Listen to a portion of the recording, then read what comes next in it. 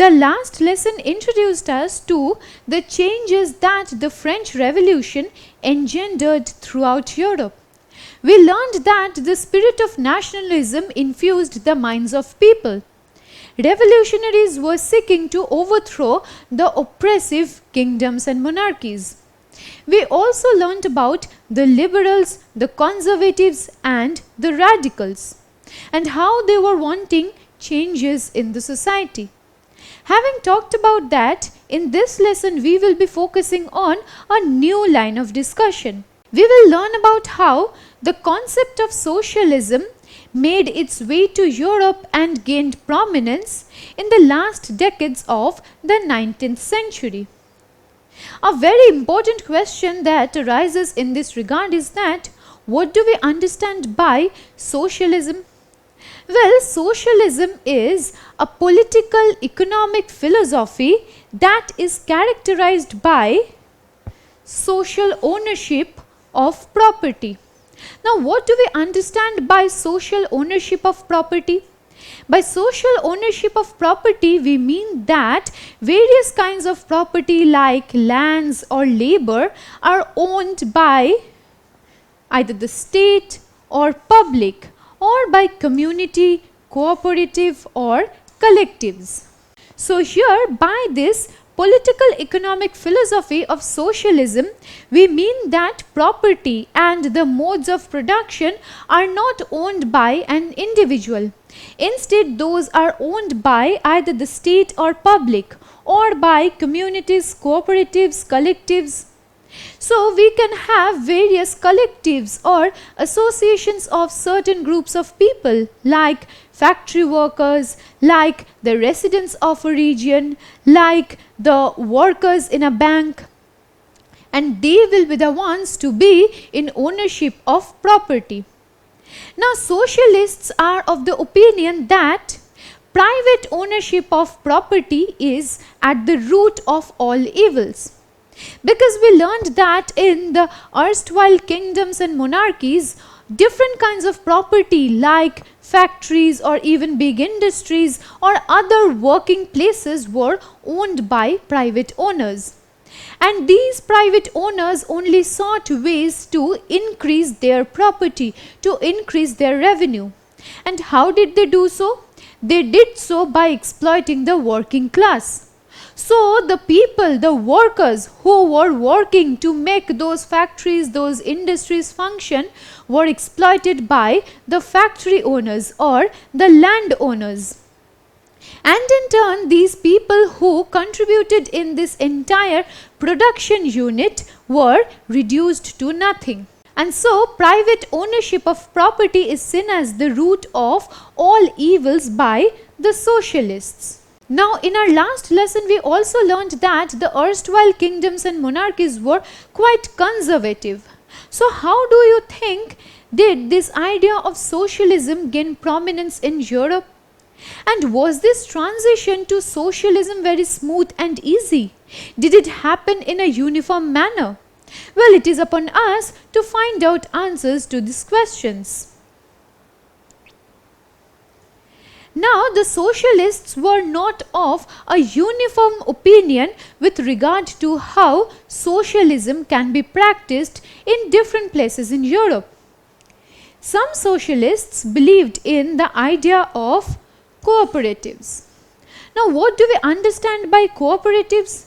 Cooperatives are autonomous associations of persons, and these people assemble voluntarily to meet their socio-economic as well as cultural needs. So there can be different kinds of cooperatives where people will assemble and they will try to look after their aspirations, to take care of their interests. So this idea of cooperatives was favored by some socialists. We can have different kinds of cooperatives like producers cooperative, consumers cooperative, farmers cooperative, marketing cooperative, cooperative housing societies, or even credit cooperative societies. From this, one point that we can infer is that all these associations are of people who have voluntarily assembled, and they have assembled in order to take care of their own interests. That is to say, in a producers cooperative, the cooperative or this association of people will take care of the requirements, the interests, the aspirations of the producers, and it works likewise for the consumers, for the farmers, or even for the marketing people. So this is the idea of a cooperative, and many socialists believed that by introducing this idea of cooperatives, the societies will be now able to transition to a process of achieving real socialism. To this end, a leading English manufacturer by the name of Robert Owen purchased lands in Indiana, which is located in the United States of America, to build a cooperative community that would be called New Harmony. So this was a time when the socialist idea of introducing cooperatives gained prominence among people throughout Europe. Before proceeding with this lesson, let me ask you a question. What was the cooperative community that Robert Owen sought to build in Indiana called? Was it called the New Harmony, the Fourth Estate, the Universal Cooperatives, or the Freedom Farm Cooperative? Well, the correct answer is the New Harmony. Robert Owen, who was a leading English manufacturer, sought to build this cooperative community called the New Harmony in Indiana in the year 1825. So here we can understand how the socialists were in favor of these cooperatives, which were associations of people, and here people would take care of their own interests. So in this way, property would also be socially owned. No one person will be the owner of any property like a factory, an industry, an office. Instead, it would be a group of people who would take care of their own interests. Now, the socialists were of varied opinions with regard to how cooperatives could be introduced in the society. Some people were of the opinion that individual enterprises could help in the introduction of cooperatives. But some socialists demanded that the governments should encourage cooperatives, because an individual might not be able to build a huge cooperative, and so it was required by the governments to encourage cooperatives so as to achieve socialism in the society. Now, this need for governments to introduce cooperatives became more and more, because over the years many historians, politicians were wanting government interference in the introduction of cooperatives. Likewise, the French politician and historian Louis Blanc called for reforms on the society. He called for cooperatives to guarantee employment to the urban poor and to replace capitalist enterprises. So these capitalist enterprises, as we mentioned, were seen as the root of all evil, at the foundation of oppression by the socialists, because the capitalists only sought to increase their own profit. So maximization of their own profits was the only thing that the capitalists took care of. And so it was required to introduce new cooperatives which would now give employment to the urban poor, because in the urban spaces many people had to rove the streets being unemployed, and it was required to provide employment to these people in order for the society to progress, which is why the socialists were of the opinion that cooperatives were the need of the hour. But when we talk about capitalist enterprises, I am sure a very pertinent question that comes to your mind is that who were these capitalists? Well, we'll find that out in a while. So this now introduces us to a new concept, and that is capitalism. Now, capitalism is also a political economic philosophy that is founded on accumulation of wealth at an individual level. So, capitalism believes in the private ownership of property, and capitalism thrives by accumulating wealth. So, it might be just one owner or a group of owners of a factory. And so, the lands of the factory, the machines in the factory as a whole, and even the labor who work at the factory would be owned by that one owner or group of owners.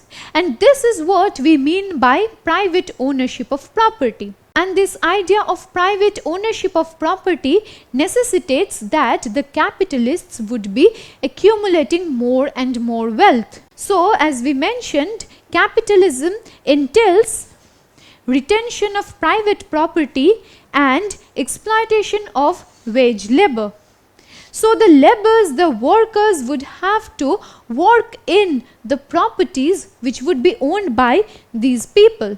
And so, private property is at the foundation of this economic system called capitalism. From the discussion that we have been having here, we can infer that capitalism and socialism are poles apart, because capitalism believes in the private ownership of property, and socialism considers the private ownership of property as the root of all evils, as the root of discriminations and oppressions in the society. Because the socialists are of the opinion that when individuals own the modes of production, which include lands and labor, then those people would inevitably exploit wage labor. So, the workers at capitalist enterprises would be exploited. Their wages, their interests will not be taken care of by the capitalists who seek to maximize their profit. And capitalism, on the other hand, believes in the private ownership of property. So, with respect to the relationships that socialism and capitalism define among individuals, society, and the modes of production, they are poles apart. Socialism is a left-wing ideology that seeks to abolish private ownership of property. On the other hand, capitalism is a right-wing ideology that thrives on the private ownership of property, accumulation of wealth, and exploitation of wage labor. Now, when we talk about capitalism and socialism, we should also mention another socio-economic political philosophy, which is communism. Now, in simple terms, communism can be seen as a far left-wing ideology. Just a while ago, we mentioned that socialism is a left-wing ideology that believes in the abolition of private ownership of property in favor of social ownership of property. We also mentioned that these cooperatives, or even when the state takes care of the various modes of production, then it means that a society, or it is a social ownership of property. But communism, on the other hand, advocates common ownership of resources and the means of production. So, communism believes that it is not the society, not the state, not a cooperative, but the individuals who should be in control of the resources as well as the means of production. So, communism can be seen as a more extreme kind of socialism. Now, communists consider private ownership of property as the root of all evils in the society. This is because it breeds inequality between the classes and thrives on the exploitation of the poor. So, the poor, the dispossessed, have no say in a capitalist machinery. And this illustration here shows us very well the communists' response to capitalists or the private ownership of property. Here, this person is in possession of huge amounts of wealth. So, he has accumulated a lot of wealth. He is also in possession of the entire world, so to speak. So from this we can understand that this person is a capitalist. This person believes in the private ownership of property as well as the accumulation of wealth. And what does it breed in the society? It breeds inequality among the masses, because this person has access to so much resources, while on the other hand these persons who have queued up behind him are forced to beg. So these are people who are probably working for this person, and these people are being exploited by this person, which is why he has been able to accumulate such huge amounts of wealth. So this is the idea that the communists have with respect to the private ownership of property and the inequality and differences it breeds in the society.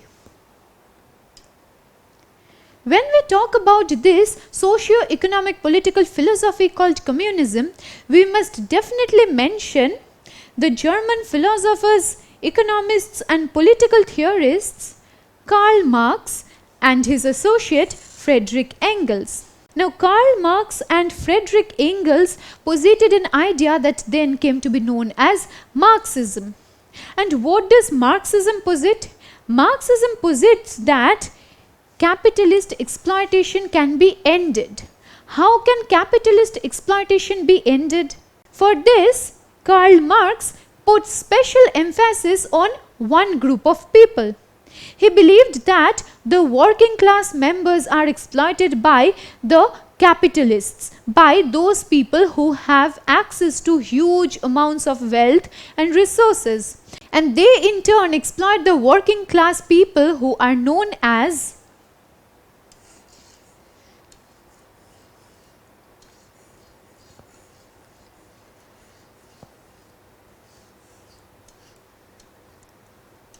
the proletariat. So the proletariat is the term that Marx uses to define the working class people.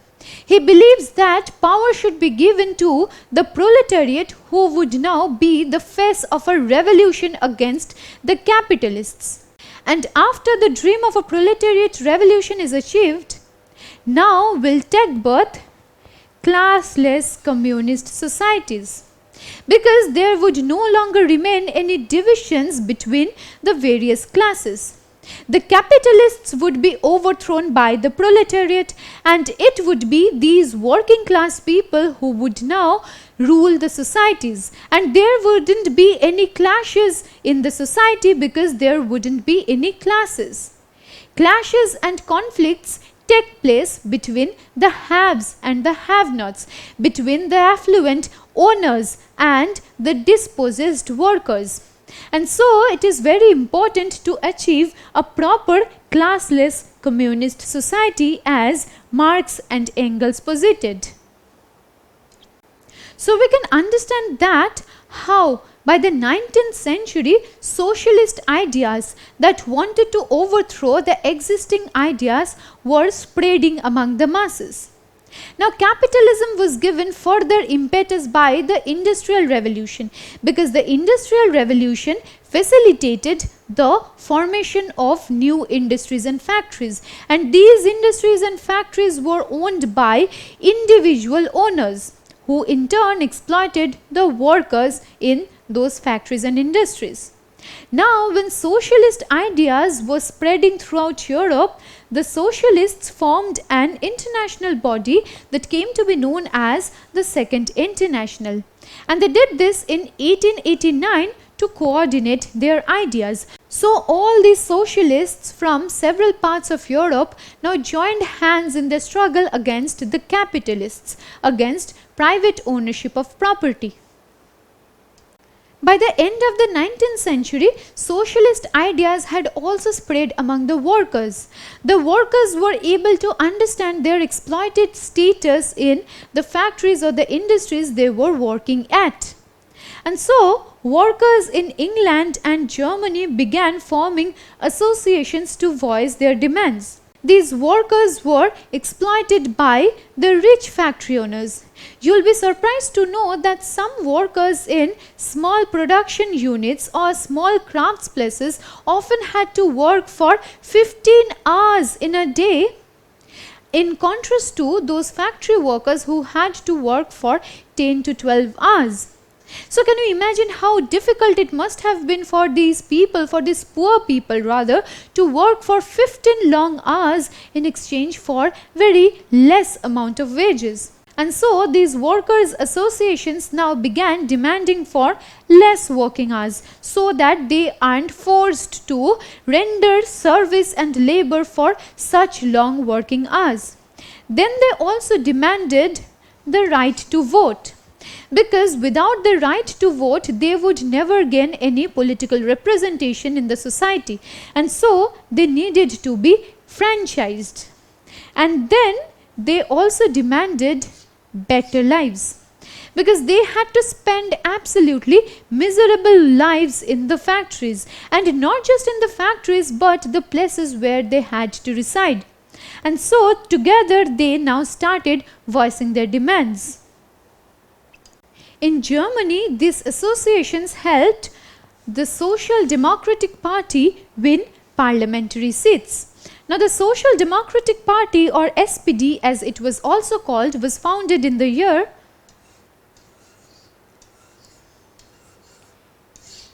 1863, and it was among the first few pro-socialist parties that came into being in Europe. Now, by the end of the 19th century, the Social Democratic Party had become a very powerful force in Europe. It was a left-wing force. It was a pro-socialist force. And it also became a very powerful and the most dominant left-wing party in Germany by the end of the 19th century. So from this we can understand how socialism was spreading among the masses' minds, how they were attracted to this idea of socialism and the abolition of private property. Socialists and Unionists later on formed the Labour Party in England in the year 1900, and the Workers' International was formed in France in 1905.